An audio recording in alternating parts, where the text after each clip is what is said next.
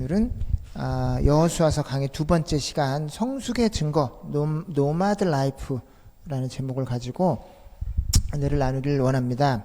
자, 여러 물고기들 중에 상어만 갖고 있는 특징이 있어요. 어떤 특징이 있을까? 상어에게. 상어는 다른 물고기랑 다르게 뭐가 있을까요? 그래서 어떻게 해야 돼요?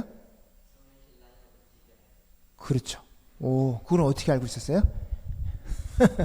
맞아요. 그래서 참치도 그래요. 또 하나 물고기 특징이 있는데 아가미를 스스로 움직일 수 없는 물고기들이 있대요. 그래서 그건 뭐냐면 숨을 쉬려면 아가미를 움직여서 숨을 쉬는 물고기들이 있고, 아가미가 움직이지 않는 물고기들은 어떻게 해야 돼요? 막 몸을 움직여서 아가미로 물을 집어넣어 가지고 그 안에서 이제 공기를 다시 빨아들이는 이런 행동을 해야 돼요. 그래서 상어하고 참치는 죽을 때까지 계속 움직여야 돼요. 움직이지 않으면 어떻게 돼요? 물에 가라앉아 죽든지 숨 막혀서 죽는 거예요. 그래서 우리 크리스찬들도 마찬가지로 상어처럼 이게 없으면 죽어요. 뭐가 없어야 돼요? 뭐가 없으면 죽어요? 하나님의 은혜가 없으면 죽는 거예요. 그래서 계속 움직여야 되는데, 자, 왜 우리가 성경에 이렇게 계속 움직인 사람들의 예화가 나옵니다. 오늘 성경에 이 여호수아서를 보고 있는데 이 여리고성을 정탐하러 이제 갔어요. 두 명을 보냈는데 그 두 명이 누구를 제일 처음에 만났을까요? 여리고성에 가서 제일 처음에 만난 사람이 여러 사람을 만났지만 여기 보면 이제 기생 라합이라고 나와 있어요. 그래서 기생, 한국말로는 기생이라고 되어 있는데 영어로는 프로스티튜트예요. 그래서 몸을 파는 여인 라합이에요. 근데 뭐 어떤 사람은 라합을 뭐 그냥 여관 주인이었다, 뭐 그냥 이름만 그렇게 했다 그러는데, 실질적으로 성경에서 라합을 3번이나 기생, 이제 몸을 파는 여인이라고 딱 이제 못 박아서 그 직업을 얘기를 합니다. 그래서 실질적으로 이 여인이 부끄러운 이제 직업을 갖고 있었어요. 근데 이 여인에게 이제 정탐꾼 2명이 이제 숨어서 들어갔는데 이 여인이 이 정탐꾼들을 숨겨줍니다. 그리고 올라가서 이제 여리고성 사람들이 잡으러 오니까 그들을 이제 숨겨주고 나서 안심시키러 지붕에다 숨겨줬는데, 지붕에 올라가서 이런 얘기를 합니다. 말하되 여호와께서 이 땅을 너희에게 주신 줄을 내가 아노라. 우리가 너희를 심히 두려워하고 이 땅 주민들이 다 너희 앞에서 간담이 녹나니, 이는 너희가 애굽에서 나올 때 여호와께서 너희 앞에서 홍해 물을 마르게 하신 일과 너희가 요단 저쪽에 있는 아모리 사람의 2왕 시온과 옥에게 행한 일, 곧 그들을 전멸시킨 일을 우리가 들었음이니라. 이렇게 이 얘기를 해줍니다. 그래서 이것을 듣고 자, 이런 소문을 들은 사람이 라합뿐이었을까요? 아니에요. 다른 사람도 다 들었지만 라합은 이것을 듣고 결정을 했어요. 오랫동안 내가 우리나라 가나안 땅에 살았지만 가나안 땅 사람과 함께 갈 건지, 아니면 이스라엘 사람들이 하나님이 함께 하시기 때문에 내가 내 민족, 내 가족, 내 삶의 패턴이 터전이 있지만 이걸 싹 버리고 내가 이스라엘 사람들 속에 속해서 세상을 만드신 그 하나님을 믿으면서 살 건지를 결정을 해야 돼요. 근데 이 아합은 평생 동안 가나안 사람으로 이방신을 섬기고 자기 온 식구들이 이방신을 섬기면서 가나안 땅에 살았지만 이것을 버리고서 이 이스라엘 사람들과 함께 살기를 이제 선택한 거예요. 그래서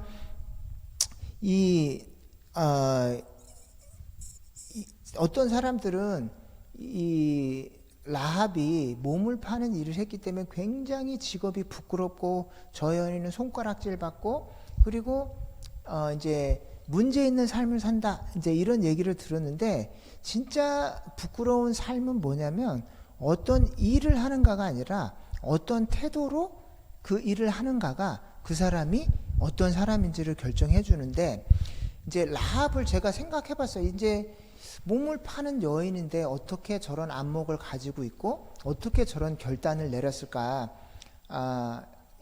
이제 똑같이 가나안 땅에 살면서 몸을 파는 여인도 뛰어난 믿음을 가질 수 있지만 반면에 이스라엘 백성들과 같이 이집트를 탈출해서 하나님의 계명을 받고 사는 사람들 중에서도 아간 같은 사람이 있을 수가 있다는 거예요. 똑같이 예수님 믿는 집에서 태어나서 오랫동안 신앙생활하지만 마음은 전혀 딴 곳에 가 있어서 물건을 봤을 때 그 외투를 훔치고 자기 민족에 큰 재앙을 불러오는 아간 같은 사람이 있을 수가 있고, 이방 땅 한복판에 살면서 몸을 팔고 있지만 하나님을 믿으면서 자기 온 식구를 구해내는 라합 같은 여인이 있을 수가 있다는 거죠.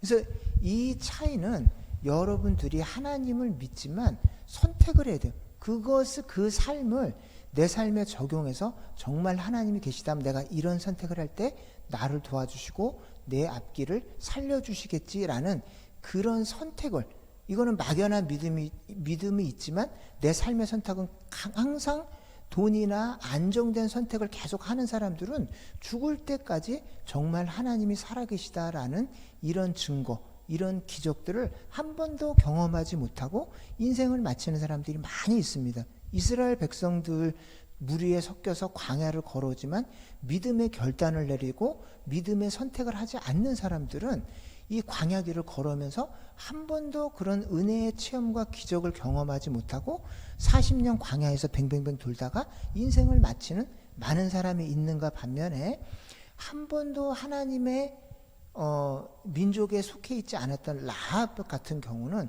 멀리서 그 소식만 듣고 믿음이 생긴 거예요. 멀리서 하나님이 함께 해주셔서 이 이스라엘 백성들이 홍해가 갈라지고 이방 민족들이 다 무릎을 꿇더라, 이것을 멀리서 여관을 하니까 많은 사람들이 그 소식을 가져올 거 아니에요? 그럼 소식을 듣고 믿음이 생긴 거예요. 그럼 만약에 이스라엘 백성들이 우리 여리고성 코앞에까지 왔을 때 나는 어떻게 살아야 될 건가? 이 오랫동안 살아왔던 이 가나안 땅의 패턴과 이방 민족, 이방 우상을 섬기는 이 삶을 살 건지, 아니면 모든 내 가족과 문화와 나라를 버리고 이스라엘로 가서 그 믿음을 섬길 건지를 선택해야 돼. 근데 이제 우리도 살다 보면 오랫동안 해왔던 패턴이 있지만 그게 다 무너질 위험을 각오하고 하나님 편에 서서 어떤 결단을 내려야 될 때가 있다라는 거예요. 그래서 어저께 이제 지인의 지인이 집에 이제 방문했는데, 그분들은 이제 예수님을 믿는 분들도 아닌데 이제 자기 마음에 옳다고 생각하는 바를 위해서 굉장히 많은 희생을 하면서 살아오신 분들이었어요. 그래서 네. 네. 여러 가지 기적이 나타나고 오늘 우박도 내리고 저희 핸드폰도 드리고서 이제 어저께 그분들 얘기가 이제 굉장히 동네는 어딘지 모르는데 이렇게 약간 이 잘 살고 부유한 층이 사는 이제 특수학교, 이제 특목학교에 이제 다니고 있었는데, 이제 자녀가 학폭이 그 안에 이제 그런 특수학교일수록 학교 폭력이 굉장히 많대요. 그래서 이제 그런 학교 폭력 반대 위원회에서 그 회장으로 일을 하고, 회장은 아니고 일을 하고 회장이었고, 그 딸도 학생회 회장으로서 이제 막 그런 학교 폭력 반대 그 일을 하는데, 그 위원회 대부분이 다 가해자들 편이라는 거예요. 그 애들을 때린 그 사람들 편에 다 속해서 이 정도 그냥 봐주자, 눈 감고 넘어가자, 다 이렇게 하는데, 이제 그분은 이게 얘가 때린 게 잘못이고 잘못한 게 맞는데 왜 얘를 봐주고 아무런 적이 없이 그대로 해주냐. 그래서 혼자서 막 그런 반대를 했더니 이제 그 학교 위원회에서 눈밖에 난 거예요. 그래서 선생님들 눈밖에 나고 그 위원회 눈밖에 나서 그 딸이 아무리 거기서 특출나게 외부에서 상을 받아오고 뭘 해도 학교에서 상을 안 준대요. 같이 그 대회에 나갔던 애들은 다 단상에 올라가서 상을 주고 격려해주고 칭찬해주는데, 그 이제 무슨 장관상까지 받은 거예요. 딸이 가갖고 장관상까지 받고 왔는데 학교에서 전혀 광고도 안 해주고 상도 안 해주고 선생님이 너 수고했다 말 한마디 안 해주고, 반면에 같이 나갔던 다른 애들은 다 막 학교에 올라가고 막 그 조회 시간에 막 축하도 해주고 격려도 해주고 막 이렇게 해주는데, 그 학교폭력위원회에서 그 반대했던 그 아버지 딸이라는 이유로 모든 선생님들이 얘가 학교폭력 반대위원회 회장인 것도 모르고, 심지어 얘가 그 장관상을 받고 왔는데 그것도 전혀 선생님들 관심도 없고 격려도 없고, 그렇게 해서 졸업할 때까지 거의 존재하고 존재감 없이 그 학교를 이제 졸업하게 이제 됐다라는 이제 그런 얘기를 해주시고, 이제 어떻게 예수님도 안 믿는데 이렇게 이 옳은 일을 위해서 이렇게 희생을 하고 살아가는 사람들이 있구나. 나는 이제 크리스찬임에도 불구하고 옳은 일을 위해서 결단하고 내가 내 시간, 에너지, 삶을 손해보고 이렇게 살아온 적이 없는데, 이분들은 예수님도 안 믿는데 옳다고 믿는 그 하나를 위해서 딸이 계속 손해를 감수하고, 자기들도 그 안에서 선생님들도 계속 인사도 안 하고 막 핀잔을 주고 막 이러는데도 자기가 옳다고 믿는 그 바를 위해서 계속 이제 살아온다는 거죠. 근데 이제 중요한 거는 뭐냐면, 이렇게 이제 그게 아무런 결과가 없는 것 같은데, 나중에 놓고 보니까 그 딸이 그 모든 과정을 겪으면서, 아, 옳은 일을 하기 위해서는 대가가 필요하구나. 옳은 일을 할 때 모든 사람들이 이것을 다 좋다고 칭찬하는 건 아니구나라는 걸 중2 때부터 배운 거예요. 나중에 그 부모가 그 과정을 통해서 이제 물려준 가장 큰 유산이 있는데, 얘가 어려서부터 옳은 일을 위해서 애쓰고 몸부림치면서 할 때에 모든 사람들이 칭찬하는 건 아니구나. 이걸 한 가지 배웠고, 그것을 할 때 이제 돈이 되지는 않지만 내 삶에 의미가 생기는구나. 이거를 부모님이 몸소 애한테 중2 때부터 그걸 가르친 거예요. 그래서 지금은 여기 캐나다에 와가지고서 계속 이제 공부를 하는데, 수의사 이런 게 되는 게 꿈이래요. 근데 그것에 대해서 뭐 할래? 그랬더니 동물들이 너무 이제 이렇게 비참하게 죽고 막 고통당하는데, 그거를 법을 바꿔서 이 동물들을 보호하는 그런 일을 하고 싶대요. 심지어는 교회도 안 다녀요. 근데 꿈이나 삶이나 가치관이 공부를 계속하는데 그걸 갖고 뭘 할지에 대한 이제 생각이 이제 분명히 이제 생긴다는 거죠. 그래서 이 라합도 멀리서 그 소식을 들었지만, 들었을 때 어떻게 살아야 될지 결단을 했어요. 내가 오랫동안 내가 살아온 패턴이 있고 내 가족이 있고 우리 가족들이 친하지만 예수님을 안 믿고 반대로 살아. 그럼 내가 오랫동안 살아왔던 내 조직, 문화 이것들을 거슬러서 반대 의견을 낼 수 있는 용기가 있어야 된다는 거예요.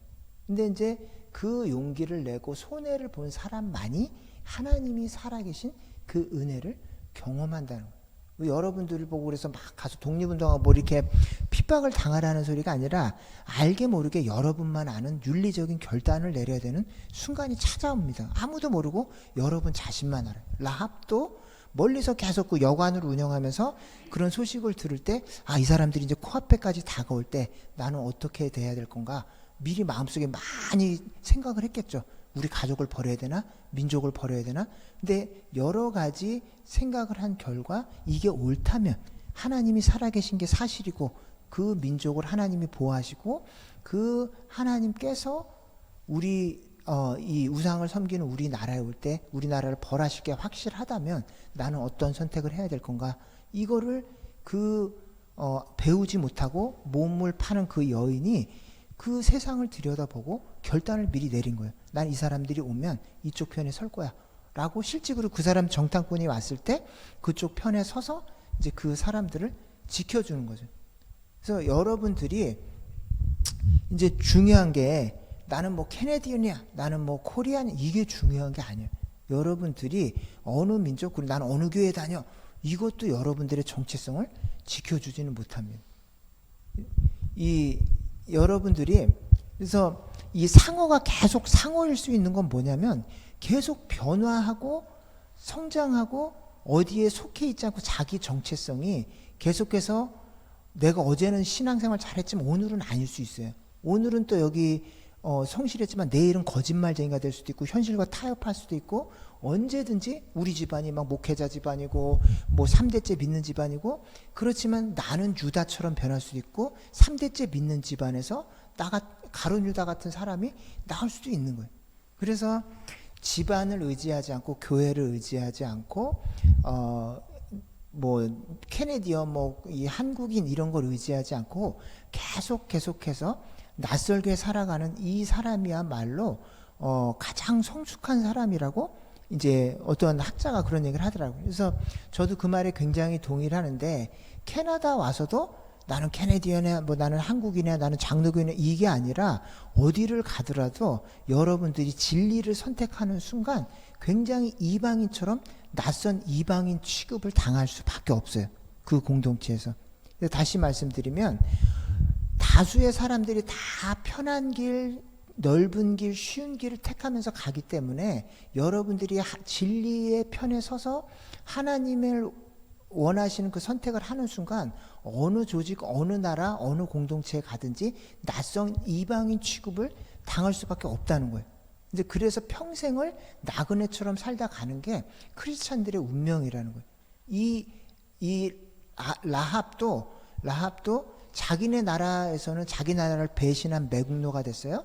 근데 이스라엘 백성들 사이에 꼈을 때는 여전히 몸을 파는 여인이에요. 그래서 부정한 여인으로 취급을 받았는데 이 라합이 어떻게 됐냐면 나중에 이 살몬이라는 사람과 결혼을 해서 오벳을 낳습니다. 오벳이 누구의 아버지입니까? 이새의 다윗의 조상이 된 거예요. 그리고 예수님의 족보에 이름을 올린 여인이 됐어요. 근데 그 당사자는 사는 내내 나그네와 이방인 취급을 받았어요. 자기네 나라에서는 나라를 판 매국노 취급을 받았어요. 근데 이스라엘에 와서는 그 살몬의 아버지가 나손인데 유다 지파의 장이었어요. 근데 그렇게 예수님을 잘 믿는 믿음의 조상 나손의 지파의 창녀가 며느리로 들어온 거예요. 그러니까 그때 당시에 하나님을 믿었다고는 하지만 사람들이 사는 동안 계속 손가락질을 받고 너 이렇게 몸을 파는 여인 아니었냐, 네가 무슨 믿음이냐, 네가 무슨 유다 지파냐 라고 사는 동안은 계속 손가락질 받고 이방인 취급을 받았지만 결국은 그 여인을 통해서 다윗과 예수님이 그 라합을 통해서 이 땅에 태어난 거예요.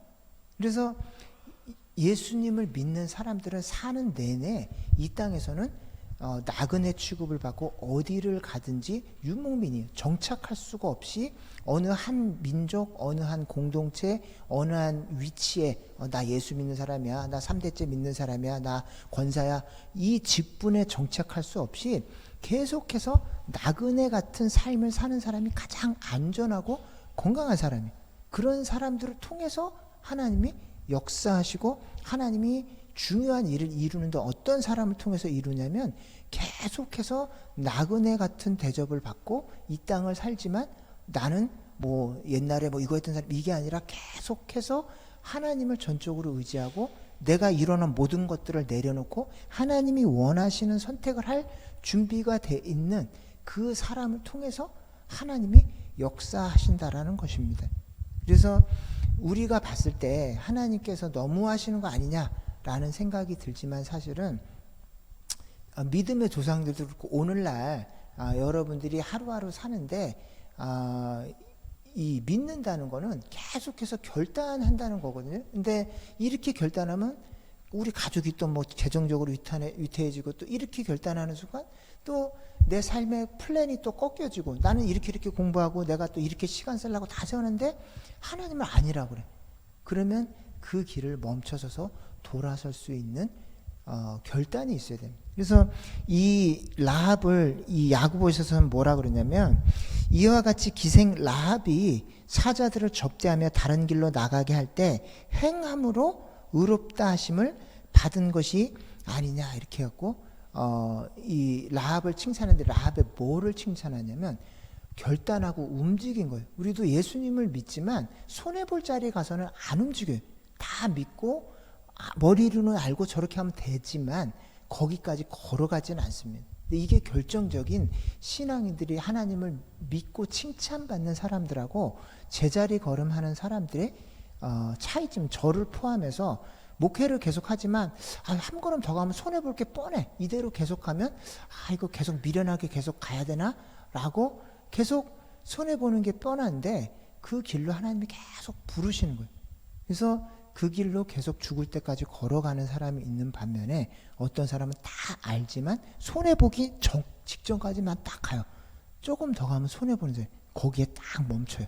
그래서 죽을 때까지 딱 손해보기 직전까지만 신앙생활하고 내가 세운 계획이 틀어지기 직전까지만 순종하고 살아가는 많은 사람들이 있다라는 것이죠.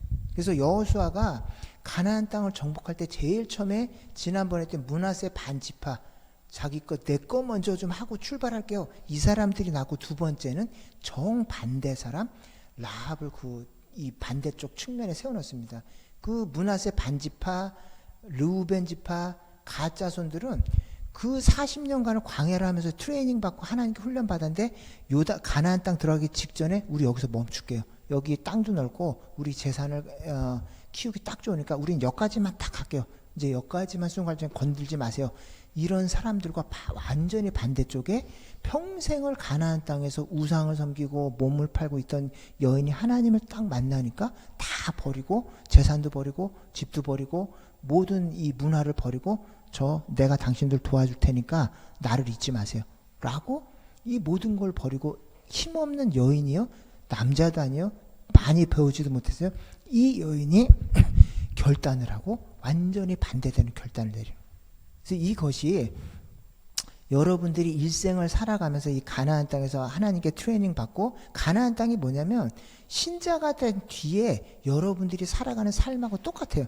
그래서 여호수아에서 뭘 말하냐면 예수 믿고 나서 크리스찬들이 경험해야 될 여러 가지 윤리적인 갈등들과 선택들을 압축해서 보여주는데 그 중에 시작점에 누가 있냐면 이 세 지파하고 이 라합이 있어요.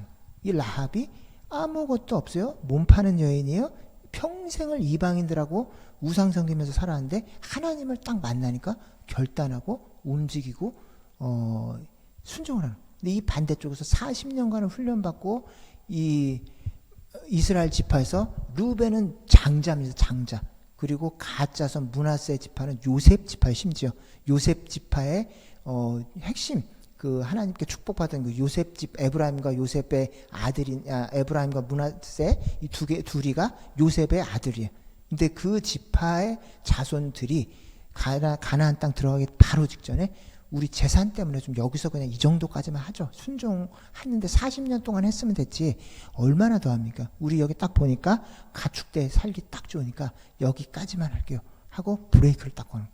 근데 이것이 여러분들이 얼마나 오래 했는지가 상관이 없어요. 내가 얼마나 많은 은혜, 그 사람들 홍해가 갈라지는 거 보고 이방 민족들이 전쟁에 다 무너진 걸 보고 자기 눈으로 하나님 그렇게 도와주는 걸 다 봤는데 그 앞에 재산 문제가 딱 걸리니까 여기까지만 할게요. 자, 홍해 갈라주신 거 오케이. 여기는 이방의 가나안 땅 왕들 죽여주신 거 오케이. 딱 근데 내 재산 손해보기 전까지만 할게요. 다 보여주신 거 고마운데 여기까지만 합시다. 라고 모든 다른 민족들의 길을 꺾으면서 다른 동족들의 길을 꺾으면서 장자 지파에서 요셉 지파 자손들이 브레이크를 딱 거는 거예요. 근데 그 반대쪽 측면에 오늘 이 라합이라는 여인이 나와가지고 나는 내 가족도 버릴 각오가 됐고 민족도 버리고 나 여기서 왕따에서 매국노로 나중에 민족들이 살아남으면 죽임을 당할 수도 있지만 내가 당신들 편에 설게요. 당신들이 우리 여기 침공할 때 저를 잊지 말아주세요 하고 결단을 내리는 거죠. 그러니까 이것이 우리에게도 요구하는 시사하는 바가 있지 않나 생각합니다. 여러분 저도 마찬가지고 얼마나 오랫동안 신앙생활 했는지가 상관없이 여러분들이 손해보는 자리 앞에 딱 서서 한 발 더 내디딜 수 있냐. 내가 뭐든지 할 수 있고 뭐 성경도 읽을 수 있고 예배도 드릴 수 있고 뭐 찬양도 할 수 있고 뭐 다 할 수 있지만 손해보는 게 눈앞에 뻔히 보이는데 그 다음 그 한 발 거기까지 내디딜 자신이 있니? 하나님이 오늘 이 라합을 통해서 물어보시는 거예요. 이 여인이 여전히 몸을 팔고 있을 수도 있어요. 그때 당시에도 여전히 그런 직업을 갖고 손가락질 받고 술집 여자야. 저 여자 술집 여자고 못 배웠어. 저 음란한 여자야. 그러고 모든 사람이 손가락질하고 모든 사람이 평가절하는 그런 삶을 살고 있던 여인이었지만 손해보는 걸 각오하고 진리 앞에 서서 이게 진리가 맞다면 저도 그 진리 편에 설게요 하고 여인이 그쪽 결단을 내리는 거죠. 그래서 이것을 보고 이 여러분들이 하나님이 평가하시는 것이 신약 성경에서 행함으로 의롭다 하심을 받은 게 아니냐라고 그 평가를 합니다. 그리고 두 번째로 이런 믿음이 있는 사람들은 또 한 가지의 하나님이 보여주시는 특징이 있는데 2장 12절에 보니까 그러므로 이제 내가 청하노니 내가 너희를 선대하였은즉 너희도 내 아버지의 집을 선대하도록 여호와로 내게 맹세하고 내게 증표를 내라 이렇게 얘기합니다. 이게 뭐냐면 내가 이렇게 믿었으니 나와 내 집을 구원해 주세요 라고 요구하는 거예요. 그래서 여러분들이 이 사도행전 보면 내가 어떻게 구원을 받아야 됩니까? 그러니까 사도들이 주 예수를 믿으라 그러하면 너와 내 집이 구원을 얻으리라 이런 얘기를 합니다. 근데 여러분들이 이런 그 손해를 보면서 보는 걸 알고도 행동으로 옮기는 믿음을 가진 사람들은 자기가 죽었다 깨나도 할 수 없는 그 하나님의 기적으로밖에 할 수 없는 그런 일들을 요구할 수 있는 믿음이 생깁니다. 저도 저희 아버님이 소천하신 지가 한 7년 2015년이니까 한 7, 8년 됐는데 20년 동안을 저희 아버지가 예수님 믿을 수 있도록 기도를 계속 했어요. 근데 우리 아버지가 강력한 안티크리스천이. 그래서 교회 얘기만 하면 눈이 정말 너무너무 싸나워지고 본인이 젊었을 때 이제 교회 가서 당한 이제 상처가 있어요. 그래갖고 네가 교회 다니면 내가 안 말려. 근데 나보고 교회 다니라는 얘기는 하지 마. 그래서 계속 기도는 했지만 우리 아버지가 설마 예수님을 믿으리라는 이런 기대는 못했어요. 근데 한 가지는 내가 하나님 이 정도로 하나님 앞에 저가 순종해서 왔으니 우리 아버지 좀 살려주세요. 우리 아버지 예수님 안 믿고 저렇게 다 살다가 돌아가시면 지옥 가는데 근데 눈으로 봤을 땐 도저히 예수 믿을 기미가 안 보여요. 그리고 우리 아버님은 예수 믿는 사람들은 다 사기꾼이고 교회는 돈만 좋아하고 다 이 목사들이 돈 벌기 가장 좋은 직업이다. 그래서 다 교회는 다 페이크고 이거는 다 사기 집단이다. 나보고 그런 데 가지 마라. 이제 뭐 그러면서 일생 동안을 교회에 대한 굉장한 적대감을 갖고 사셨는데 이제 돌아가시기 소천하시기 3개월 전에 병상에 이제 누워 계셨어요. 막 치매도 오시고 막 이래서 제가 찾아가서 아버지 이제 제가 이제 부탁이 있는데 아버지도 죄인이고 예수님이 살아계세요. 근데 예수님 믿으면 천국 가는데 저 따라서 회개하시고 영접 기도하실 생각이 있으십니까? 근데 영접 기도를 하시겠대요. 근데 한 번 더 물어봤어요. 아버지 자식이 목사라고 해서 체면 보시지 말고 저 때문에 그러지 말고 진짜 예수님 영접하실 거냐고 한 번 더 물어봤어요. 근데 그렇게 하시겠대요. 그래서 제가 따라서 하나님 저는 죄인입니다. 저 때문에 예수님이 십자가에서 돌아가신 걸 믿습니다. 예수님 지금 제 마음에 들어와 주세요. 그래서 어린아이한테 하듯이 기도를 따박따박 했는데 그 기도를 병상에 누워서 다 따라서 하시고 그 뒤에 3개월 있다 소천하셨어요. 근데 이제 그것을 보고 제가 도저히 우리 아버지는 구원받을 수 없다. 아버지에 대한 영혼에 대해서는 기도를 못했는데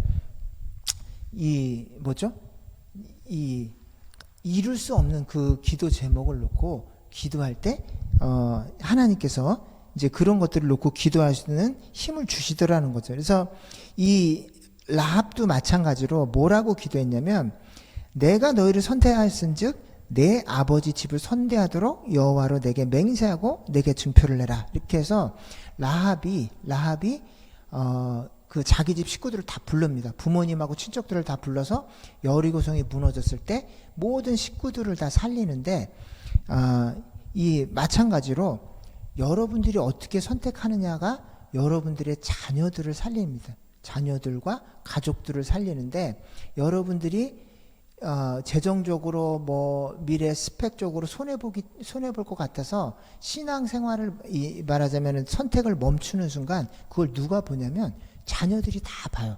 우리 엄마 아빠가 예수님을 잘 믿는다고 저러는데 손해보는 자리 앞에까지만 딱 가서 멈춰요. 손해보는 자리에 가서는 엄마 아빠가 더 전진을 안 해. 그럼 그 아이들이 그 모습을 딱 보고 있다가 신앙생활은 저렇게 하는 거구나. 예수를 믿지만 손해보기 전까지만, 돈에 손해보지 않고 내 스펙에 손해보기 전까지만 순종하면 되는구나. 이거를 살면서 다 배우는 거예요. 근데 그게 가장 위험한 선택이고, 그리고 우리 부모님들이 손해보는 것 같지만 애들이 보는 앞에서 손해보더라도 예수님 편에 서서 그 선택을 하면 그때는 손해보는 것 같지만 그걸 누가 보고 있냐면 아이들이 그 선택을 다 보고 있다가 그 신앙을 그대로 물려받습니다. 그래서 이 아이들이 자라면서 손해보고 다른 사람들한테 손가락질 받더라도 예수님이 원하시는 그 자리에서 원하시는 선택을 하면서 살 수 있는 그런 힘과 능력이 생긴다라는 것이죠. 그래서 여러분들이 오늘 이 여호수아에서 나오는 이 라합의 이 삶을 바라보면서